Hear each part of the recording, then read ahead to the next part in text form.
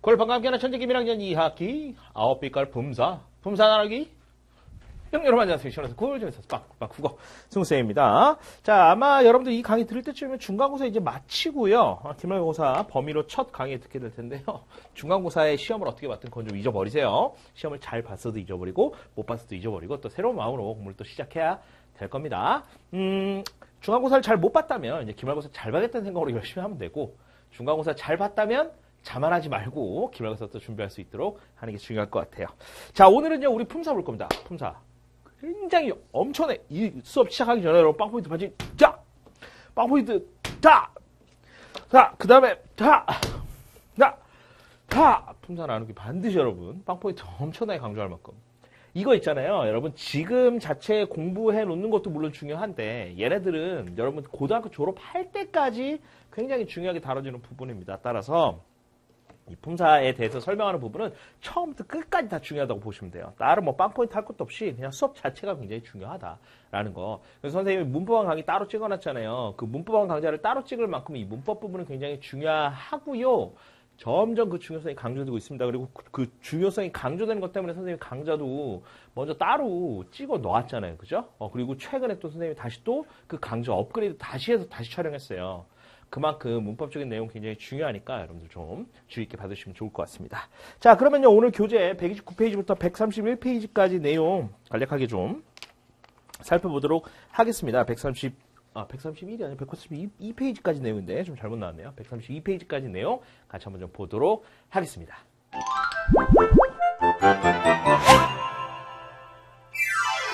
자, 그러면요 우리 품사 같이 한번 좀 공부를 해보도록 하겠습니다.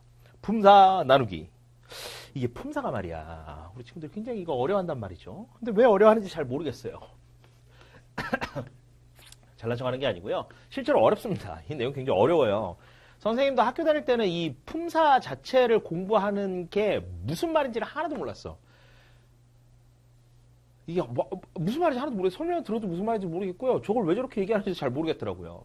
근데 그 원인이 무엇인지 이제 선생님이 계속 공부를 하면서 이제 느낀 것 중에 하나는, 그러면서 이제 내용을 정리한 건데, 선생님 매번 얘기하는 것처럼 그 알파벳을 모르면 ABCD를 모르면 영어 공부를 할 수가 없잖아요. 알파벳을 안 알려주고 선생님들이 영어 책을 막 읽으라고 하는 거야. 그러니까 이게 무슨 말인지 모르지. 그래서 선생님이 강좌 구성을 싹 다 바꿨어요. 강의를 하면서 처음에 든 선생님이 이제 기존의 강의 방식을 좀 따라서 수업을 했었는데 선생님이 그걸 싹 다 뒤집었습니다. 학생들이 모르겠다는 생각이 들어서 싹 다 뒤집었어요. 그러니까 여러분들도 선생님이 알려준 내용들을 잘 정리를 좀 해두셨으면 좋겠습니다. 자, 일단 우리가 품사에 대해서 개념적으로 정리를 좀 하도록 할게요. 이거 굉장히 중요합니다. 품사가 도대체 뭐냐라는 것부터 좀 봐야 되는데, 품사는요, 단어, 이게 첫 번째고요. 키워드 알려드리는 거예요.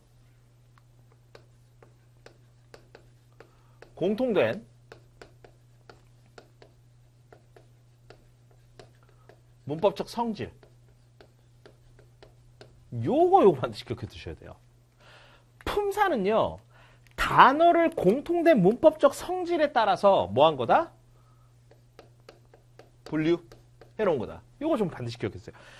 다른 거 다 필요 없어. 일단은 품사가 뭐냐라고 했을 때 품사는요, 단어를 공통된 문법적 성질에 따라서 분류해 놓은 거예요. 이걸 여러분들이 말할 수 있어야 돼. 근데 중요한 건 그냥 말만 하면 안 될 거 아니야. 단어가 뭔지 알아야겠지. 단어가 뭔데? 공통된 문법적 성질이라는 건 대체 뭔데? 됐습니까? 이거 알아야 된다는 얘기야. 그리고 또 하나는 분류한다고 했잖아요. 분류. 우리가 분류한다라는 건 뭐가 있다는 얘기예요. 얘네들을 종류별로 나눈다라는 거지. 그러면 얘네들을 분류할 때 뭐가 있다는 얘기야. 분류하는 기준이 있다라는 거예요.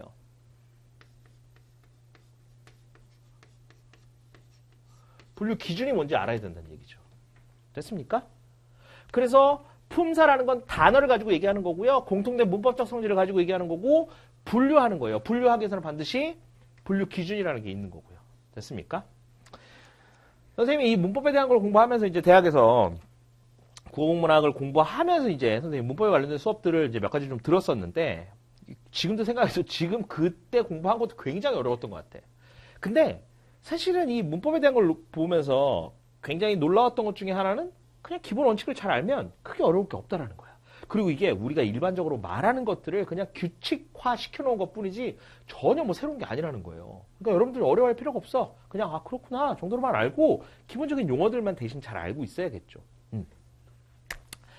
또 한 가지 충격적인 이야기. 여러분 그 혹시 조영기 아저씨 알아요? 조영기 아저씨? 그 연예인 원래는 영화 배우죠. 조영기 아저씨로 요새는 종편이나 이런 데 많이 등장하시는 것 같던데 그 조영기 아저씨가 이 품사를 분류하는 기준표를 만들었어요. 대학 다닐 때. 그 아저씨가 그 국어국문학과 출신이에요. 여러분들 알았습니까? 그래서 여러분 나중에 대학 가면 이제 국어국문학과 가면 이제 여러분들 배우게 될 텐데 그래서 이걸 뭐라고 배우냐면요. 대학 가면 이걸 배워. 형기의 품사 분류 기준표를 배웁니다. 놀랍지 않아요? 품사 분류 기준표를 배운다니까? 이거 얼마나 놀랍습니까?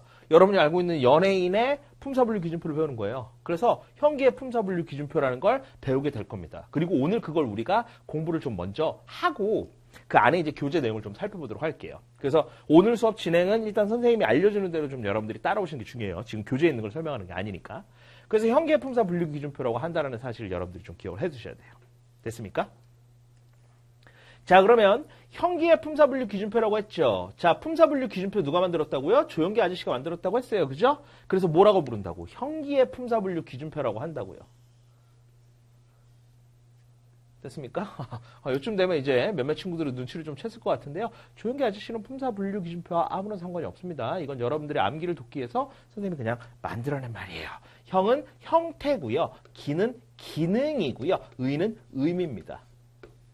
그래서 형기의 태능미로 기억을 좀 해두세요. 형기의 태능미. 중요한 건 형기의 품사 분류 기준표다라는 것만 봐두시면 돼요. 됐죠? 자, 이쪽으로 오세요. 그래서 품사 분류 기준표를 우리가 이제부터 정리를 좀 할 텐데요. 품사 분류 기준표 보시면 아이고. 자, 형기의 품사 분류 기준표라고 했었죠? 형기의 품사 분류 기준표예요. 그죠? 그래서 형은 형태, 기는 기능, 의는 의미 이렇게 나눕니다. 됐어요? 그래서 선을 싹 그어주세요. 선을 싹 그어주세요. 공간이 좀 좁은 것 같지만 그어버렸으니 어쩔 수 없죠. 그 다음에 이렇게 선을 또 하나 그어줘야겠죠. 됐어요? 그 다음에 이제 선생님하고 문법 공부하는 동안에는 일단은 둘로 무조건 뭐든 나누는 거야. 싹 선을 만들어 놓고 얘네들 둘로 좀 나눌게요. 그러면 요쯤에다 선을 하나 그어줄까요? 그래서 얘네들 넓게, 얘네들 좀 좁게 만들어줄게요. 그러면 단어를 공통된 문법적 성질에 따라 나누는데 형태, 기능, 의미에 따라 나눈다는 거지. 그럼 이게 형태가 어떤 게 있고 어떤 게 있다. 이런 게 있잖아요. 단어들 가운데서요. 불가능한 것들이 많아요. 뭐가 불가능하냐면 변화가 불가능한 것들이 많습니다. 걔네들을 우리가 불변어라고 불러요. 단어의 형태 변화가 불가능한 것들이 대부분이야. 뭐 예를 들면 이런 거예요. 선생님이 지금 선생님 이름이 권순구잖아요. 권순구라는 이름. 근데 선생님 만약에 화가 났어. 그럼 선생님 이름이 권순천 막 이렇게 바뀌어요? 뒤에 구를 천으로 바꾸면 선생님이 화났을 때를 나타내는 거야? 아니죠. 아니면 선생님이 되게 차분해져. 그럼 오늘은 권순일이야. 이렇게 불러줘. 이렇게 아니야. 글자를 바꾸는 순간 전혀 다른 말이 되어버리죠. 우리말은 대부분 불변어예요. 형태를 바꾸면 전혀 다른 뜻이 되어버려요. 그런데 우리말 가운데서 단어들 가운데에서 변화가 가능한 것들도 있어요. 연두색으로 쓸게요. 걔네들을 우리가 가변어라고 부릅니다. 형태의 변화가 가능한 단어들이에요. 됐어요? 걔네들을 기능에 따른 분류로 뭐라고 부르냐면요. 얘네들을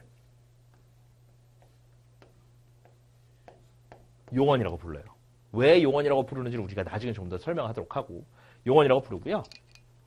이 용언에 해당하는 게 두 가지가 있는데요.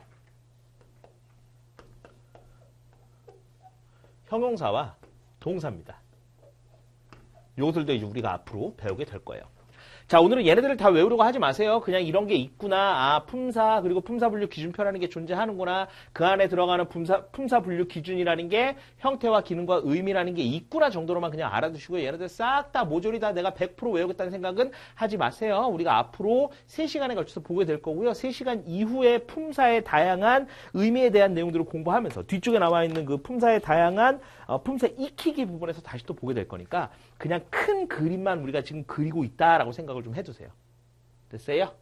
그래서 이렇게 정리할 수 있습니다. 됐습니까? 자, 그 다음에 선생님이 미드를 굉장히 좋아해요. 미드도 보고 영드도 보고 여러 가지 드라마들을 많이 보는데 뭐 고스트 위스퍼러스라는 미드도 보고 그 다음에 선생님이 최근에 많이 즐겨봤던 건 슈츠라는 것도 있고요. 그 다음에 또 뭐 있지? 화이트 칼라라는 그런 드라마도 있었고요. 뭐 드라마는 아무튼 굉장히 시리즈별로 많이 좀 이렇게 몰아서 보는데 뭐 프리즌 브레이크 이런 것도 많이 봤고요. 근데 미드 중에 선생님 개인적으로 좋아하는 게 CSI 시리즈예요. CSI 시리즈를 왜 좋아하냐면 이게 형사물이야. 그래서 이제 사람들이 뭔가 죄를 저질렀을 때 이제 막 불러와가지고 이제 취조실에 앉아서 하는데 선생님 충격적인 것 중에 하나가 우리나라 그 형사물에 등장하는 취조실의 분위기를 보면 약간 좀 어두워요. 이렇게 테이블이 하나 있고 이 테이블을 기준으로 해서 선생님 그림을 잘 못 그리니까 이해해 주세요. 선생님이 이제부터 이상한 그림을 그릴 겁니다. 형사가 이렇게 한 명 있어요. 형사 이렇게 한 명 앉아 있고요. 의자가 이렇게 딱 있으면 이렇게 형사 앉아 있고 그 다음에 이제 여기 범인이 이렇게 앉아 있죠. 범인이 여기 딱 앉아 있어요. 이제 취조실, 우리나라의 취조실이라고 하면 옛날 드라마 같은 데 보면 이제 이렇게 등에 하나 딱 있고요. 네가 범인 죽였어 안 죽였어? 네가 범인이 아니야? 뭐 이러는 거 하잖아요. 근데 이제 중간에 항상 뭘 매겨야 돼. 그러니까 얘네들을 굶기면서 취조를 할 수 없거든요. 그러니까 항상 뭘 항상 매겨요. 근데 여기는 조그만한 사과를 하나 좀 올려놓도록 하겠습니다. 이게 사과 중에서 맛있는 사과라고 하면 부사사과라는 게 있어요. 부사사과. 나중에 찾아보세요. 실제로 있어. 부사사과. 자, 이렇게 서로 마주보고 하는 수사를 뭐라고 하냐면요. 서로 마주보고 하는 수사를 면대면 수사라고 해요. 그러니까 면과 면, 얼굴과 얼굴을 서로 마주보고 하는 수사. 그래서 면대면 수사라고 하고요. 면대면 수사의 진행은 형사가 합니다. 근데 원래 설렁탕을 나눠 먹어야 되는데 여기서는 형사가 부사사과를 나눠 먹었어요. 부사사과를 이제 반반씩 쪼개서 둘이 하나씩 나눠 먹은 거지. 반씩. 너무 맛있어. 깜짝 놀랐어요. 부사사과 이렇게 맛있는지 처음 알았던 거야. 그래서 뭐가 됐냐면 감탄하는 어조로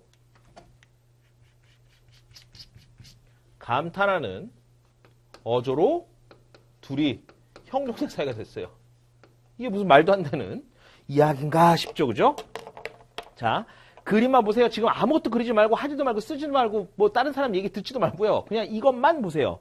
서로 마주보고 하는 수사 뭐라고? 면대면 수사라고 했었지. 면대면 수사는 누가 진행해? 형사가 진행해요. 형사가 수사 진행하면서 이 사람 설렁탕 대신에 뭘 줬어? 부사 사과를 줬지. 부사 사과를 둘이 딱 잘라서 둘이 나눠 먹었어. 너무 맛있어. 그래서 깜짝 놀라서 감탄하는 어조로 무슨 사이가 됐어요? 형, 동생 사이가 됐습니다. 됐어요? 자, 감독님 여기서 화면을 좀 잘라주세요. 여기서 잘라서 딱 당겨주세요. 오케이. 완전 당겨주세요. 오케이. 자, 여러분 지금 이제 여러분이 쓴 필기한 내용 생각하지 마시고요. 여기만 보세요. 아무것도 생각하지 마. 아무것도 생각하지 말고 여기만 보세요. 자, 이제 우리가 정리를 좀 해보겠습니다. 우리가 조금 전에 봤던 게 서로 마주보는 거였죠. 마주보고 하는 수사를 뭐라고 했었죠? 면대면 수사라고 했었죠?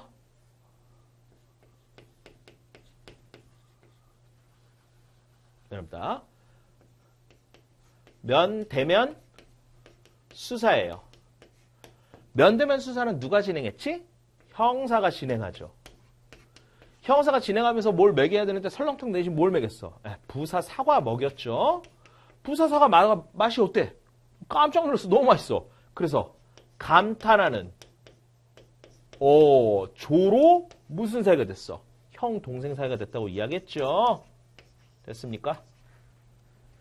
그럼 이제 여러분은 의미에 따른 품사 분류 기준을 다 외운 거예요. 자, 면대면 수사를 하던 형사와 부사 사과를 나누어 먹고 감탄하는 조로 형 동생 사이가 됐어요. 이것도 일부러 선생님이 말이 되게 여러분들 도와주려고 말을 만든 겁니다. 자, 면대면 수사예요. 명사, 대명사, 수사예요.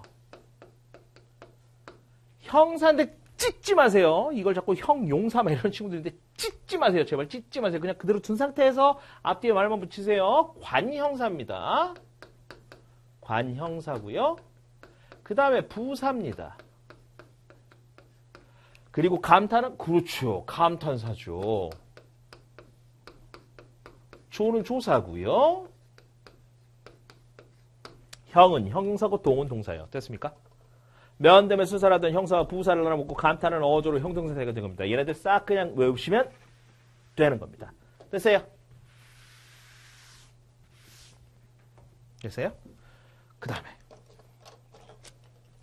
명사, 대명사, 수사를 기능에 따른 분류로 뭐라고 하냐면 체언이라고 해요. 문장에서 뭔가 같은 기능을 한다고 합니다. 얘네들에 대한 자세한 설명도 나중에 다시 또 다룰 거니까 그렇구나 정도로만 하고 넘어가세요. 관용사하고 부사는 다른 말을 꾸며주는 역할을 하는데 꾸며준다는 말은 이제 우리말이고 얘네들은 한자로 하면 수식이에요. 그래서 얘네들을 수식어이라고 합니다. 그리고 감탄사는 논란, 부름, 느낌, 대답을 나타내는 말이거든요. 근데 얘는 혼자 쓸 수 있어요. 독립적으로 사용될 수 있다고요. 그래서 독립해서 쓸 수 있는 표현이라고 해서 우리가 독립어이라고 합니다. 그리고 조사는 단어와 단어 사이의 관계를 나타내준다고 해서요. 얘네들을 관계어이라고 불러요. 그리고 형용사와 동사는 문장에서 활용되기 때문에 우리가 용언이라고 부릅니다. 됐어요? 자, 이제 다시 얘네들이랑 같이 좀 비춰주세요.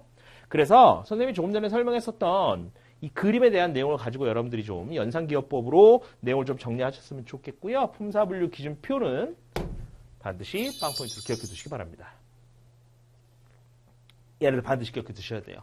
얘네들 품사분류 기준표가 앞으로 여러분을 공부하는 길로 인도하는 어떤 지도 같은 역할을 할 거예요. 얘네들을 머릿속에 넣지 않고서는 내용 정리할 수 없다는 사실을 반드시 기억해 두시기 바랍니다. 됐어요? 그래서 각각의 단어들을 이렇게 공통된 문법적 성질, 의미에 따라서 이렇게, 기능에 따라서 이렇게, 형태에 따라서 이렇게 나눌 수 있다라는 겁니다. 아시겠어요? 공통된 문법적 성질이라는 게 형태가 문법적 성질이 될 수 있고요. 기능이 문법적 성질이 될 수 있고 의미가 문법적 성질이 될 수 있어요. 문법적 성질이 의미에 따른 분류라면 9개로 나눠지게 될 거고요. 기능에 따른 문법적 성질로 분류를 하게 되면 5가지가 될 거고요. 형태에 따른 문법적 성질로 나누면 2가지가 될 겁니다. 됐어요? 반드시 기억을 좀 해두시기 바랍니다. 얘네들 정리 잘 해두셔야 돼요. 됐죠? 오케이. 자, 그럼 오늘 우리가 크게 봐야 되는 내용은 일단 정리가 됐고요. 이제 교재 내용으로 좀 들어가 보도록 할게요. 129페이지입니다. 약간 좀 고를 좀 두고 요쯤 더 좀 쓸게요. 자, 129페이지예요. 자, 단어 분류의 효과와 필요성에 대해서 나와 있죠. 한번 볼게요.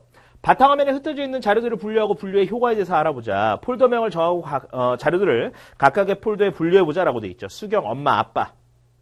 자, 무질서한 자료들을 분류했을 때의 효과는 뭘까요? 결국 내용 정리야. 그러니까 지금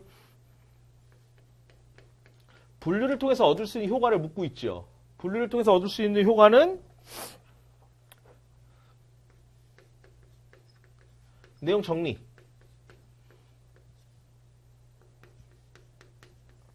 찾기 쉬움. 이렇게 얘기할 수 있습니다. 그러니까 내용 정리를 잘할 수 있고요. 찾기 쉬워요. 그럼 결국 우리가 품사분류 기준표라는 거 만들어 놓은 이유도 뭐겠어? 내용을 잘 파악하기 위한 겁니다. 우리말의 문법적인 특성들을 잘 개념적으로 정리해서 그런 거구나. 우리가 문법적인 내용들을 쉽게 파악할 수 있다는 거죠. 됐어요? 그래서 결국은 분류를 해서 이런 것들을 할 수 있다라는 거고 우리가 이걸 바탕으로 봤을 때 품사분류 분류를 통해서 얻을 수 있는 효과는 그럼 뭐겠어요? 마찬가지야. 이러한 문법적인 특성들이나 내용들을 우리가 잘 파악할 수 있겠죠. 그러면 단어의 쓰임, 파악을 잘 할 수 있어요. 이 단어가 언제 어떻게 쓰이는 거구나. 얘가 누굴 꾸며주는 역할을 하는구나. 얘는 체현의 역할을 하는구나. 얘는 가변어구나, 불변어구나. 이런 것들을 잘 알 수 있어요. 첫 번째, 쓰임을 파악할 수 있겠죠? 쓰임을 잘 파악한다는 얘기는 결국 뭐야? 이 단어가 이러한 특징을 가지고 있으니까 올바른 단어 사용이 가능하겠죠. 여기에 이런 표현이 들어가야 되고 이건 문법적으로 잘못된 표현이다. 이런 것들을 판단하면 우리가 올바른 단어 사용을 할 수 있다라는 겁니다. 그래서 이거 하는 거예요. 됐죠. 이렇게 보시면 될 것 같고요. 자, 130페이지로 넘어갈게요. 자, 130페이지에 활동 포인트 1번 보시면 분류의 개념 나와 있죠. 구성 요소들을 일정한 기준에 따라서 나누는 걸 뭐라고 했었어? 분류라고 했습니다. 그래서 분류하려면 반드시 분류 기준이 있어야 된다고 했었죠. 그래서 단어 분류를 통해서 얻을 수 있는 효과는 뭐냐? 단어의 쓰임을 잘 파악할 수 있어요. 쓰임 파악할 수 있고요. 그렇게 되면 적절하게 단어를 선택하고 올바로 표현하는 데 도움을 줘요. 올바른 단어 사용할 수 있다는 겁니다. 올바른 국어 생활을 할 수 있다는 얘기죠. 뭐 이건 그냥 그런 얘기 정도로만 봐두시면 될 것 같고요. 자, 130페이지로 좀 넘어가 보겠습니다. 130페이지에 보시면 품사의 개념 파악하기라고 되어 있죠. 보기의 단어들을 보고 아래 물음에 답해보자 라고 되어 있어요. 그녀, 깨끗하다, 나, 멋지다, 문, 버리다, 수박, 아주, 앗, 어머나, 입다, 정말, 헌 이렇게 되어 있네요. 다음 문장에 빈칸에 들어갈 수 있는 단어들을 써보자 라고 되어 있죠. 그래서 보시면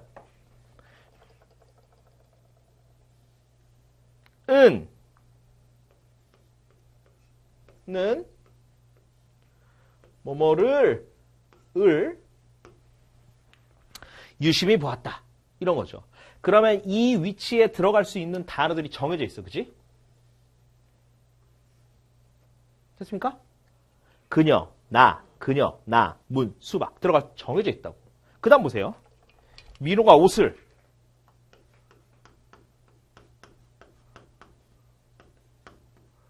혹은 민호가 옷이 요 뒤에 들어갈 수 있는 말들도 정해져 있어. 그죠?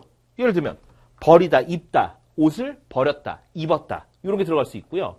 여기에는 옷이 깨끗하다, 멋지다. 요 앞에 뭐가 나왔느냐에 따라서 여기 들어갈 수 있는 게 정해져 있고요. 여기에 앞에 들어갈 수 있는 말들이 또 정해져 있죠. 됐습니까? 그 다음 보세요. 콤마 하고요. 숙제를 깜빡했네.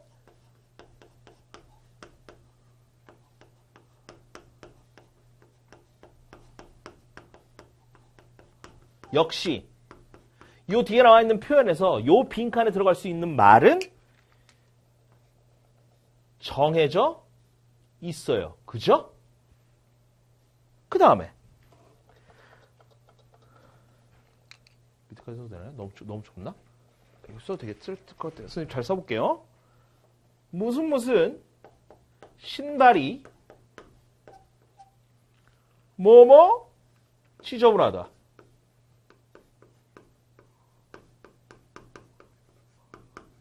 신발이 지저분하다는 표현인데 그 앞에 들어갈 수 있는 것들이 또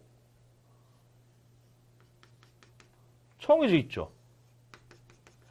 다시 말하면 보기에 나와 있는 단어들이 무조건 다 이 빈칸에 채워지는 것이 아니라 상황에 따라서 들어갈 수 있는 것들이 다르다라는 거예요. 됐습니까? 그 내용을 얘기하고 있는 거예요. 자, 각 문장의 빈칸에 다른 기호의 단어를 넣었을 때 문장이 자연스럽게 이어지지 않는 이유는 뭘까요? 적절하지 않은 단어가 들어갔기 때문에 그래요. 자, 밑에 보세요. 의사소통을 담당하는 수많은 단어들은 일정한 기준에 따라 비슷한 성질의 단어끼리 나누어 묶을 수 있다. 책을 정리하여 꽂아두면 필요한 책을 찾기에 편리한 것처럼 비슷한 성질을 갖는 단어들을 잘 분류하면 단어를 적절하게 선택하고 올바로 표현하는 데 도움이 된다. 이때 성질이 비슷한 것끼리 분류해 놓은 단어의 무리를 품사라고 한다는 거예요. 그래서 결국은 품사라는 건 성질이 비슷한 공통된 문법적 성질을 가진 것끼리 분류해 놓은 걸 우리가 품사라고 하고요. 분류를 하려면 일단 얘네들의 공통된 성질이 무엇인지, 그 다음에 얘네들을 어떻게 분류할 수 있을 것인지 나눌 수 있다는 거야. 지금 여기도 보면 이 위치에 들어갈 수 있는 말들이 다 다르잖아요. 여기에 들어가는 게 여기에 들어갈 수 없고요. 여기 들어가는 게 여기에 들어갈 수 없다는 얘기야. 됐어요? 그 특성들이 도대체 뭐냐 이거지. 얘네들을 각각의 특성에 맞게끔 정리해 놓은 게 우리가 앞서 정리했던 품사분류 기준표예요. 아시겠어요? 그래서 저기에 무슨 명사다, 대명사다, 수사다, 체언이다, 부사다, 뭐 수식어이다, 독립어이다 이런 표현들이 얘네들을 이제 정리할 수 있게끔 도와준다는 거예요. 그래서 뭐 독립어이 들어가는 자리에 체언이 들어갈 수 없다. 체언은 수식어의 자리에 들어갈 수 없다. 수식어이 들어가야 하는 자리에 체언이 들어가서 이 문장은 잘못된 것이다. 라는 이런 다양한 설명을 우리가 할 수 있다라는 거야. 문법적으로 이 문장이 잘못된 문장이다. 그래서 비문이라고 하는데 그런 잘못된 문장이다라는 표현을 할 수 있다라는 거죠. 됐습니까? 그래서 그런 것들을 우리가 정리하기 위해서 이런 것들 공부하는 겁니다. 자, 131페이지 볼게요. 세 가지 기준에 따라서 품사 나누기라고 되어 있죠. 다음 활동을 통해 단어로 분류하는 첫 번째 기준을 알아보자라고 되어 있죠. 첫 번째 기준 우리가 공부했습니다. 바로 뭐였어? 형태가 변하냐, 변하지 않느냐 이런 거죠. 먹다와 영화 보세요. 먹다, 먹고, 먹어서, 먹으니. 자, 먹다라는 단어를 보면 먹다는요. 요 앞에를 따다다다 기준으로 해서 먹다, 먹고, 먹어서, 먹으니, 먹자. 어쨌든 간에 얘네들 모든 표현들은 무슨 뜻을 가지고 있어? 무언가를 입으로 넣어 삼키다라는 의미를 가지고 있죠. 그 의미는 얘가 가지고 있다고 보는 거야. 그리고 이 뒤에가 다양하게 변화하네요. 그죠? 변화하면서 문장에서 다양한 의미들을 다양한 표현들로 쓰이는 거잖아. 하지만 어쨌든 입으로 넣어서 삼키다는 의미에는 차이가 없어요. 그죠? 문장에서 어디에 쓰이냐에 따라서 그게 바뀔 뿐이지. 이렇게 변화하는 걸 우리가 뭐라고 하냐면요. 활용이라고 해요. 그래서 활용되는 말에 해당하는 게 바로 용언이 되는 겁니다. 됐어요? 그 정도까지만 여러분들이 봐주시면 될 것 같아요. 그래서 지금 여기서 얘기하는 건 단어는 문장에서 쓰일 때 그 형태가 변하는 것과 변하지 않는 것으로 분류할 수 있다라는 겁니다. 여러분 132페이지 보세요. 132페이지 보시면 다음 활동을 통해서 단어를 분류하는 두 번째 기준을 알아보자라고 되어 있죠. 윤규, 날씨가 참, 내 정신 좀 봐, 우리는 무엇뭐디다, 저사는 뭐뭐 높다 이런 표현들이 나와 있잖아요. 그건 바로 두 번째 기능에 따라서 이렇게 나눠줄 수 있다라는 겁니다. 그래서 체언, 관계언, 용언, 수식언, 독립언 등으로 나눠지는데 그 부분에 대한 내용들은 우리가 다음 시간에 계속해서 추가적으로 좀 정리를 해보도록 하겠습니다. 그래서 오늘 배운 내용 중에서 여러분이 중요한 부분 어떤 것들이 있는지 선생님이 핵심 포인트로 핵심 팡팡으로 정리 좀 해드리고요. 이번 시간 마무리 짓도록 할게요.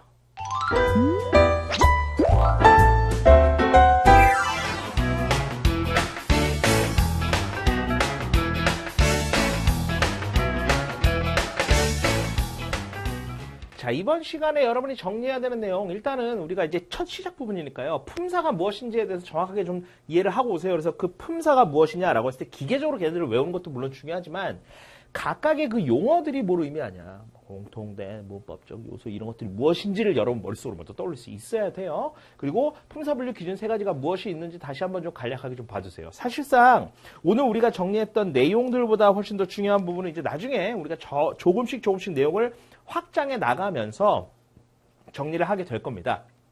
그러니까 그날 선생님이 정리하라고 했던 내용들만 여러분들이 다시 한번 머릿속으로 되새겨보고 다시 한번 떠올려 보신 다음에 나중에 그 내용들 전부 다 정리해서 우리가 공부하면 여러분들의 문법 실력 향상이 될 테니까요. 걱정하지 마시고 선생님이 그날 정리하는 것만 잘 정리하고 공부 따라오시기 바랍니다. 자, 그럼 오늘 수업 여기서 마치도록 할게요. 반드시 오늘 정리해야 되는 두 가지 내용 오프터 게시판에 정리하는 거 잊지 마시고요. 우리 다음 시간 계속해서 선생님은 다음 강의 가서 기다리고 있을 테니까 여러분들 오늘 배운 내용 정확하게 정리하고 다음 강의에서 만나요.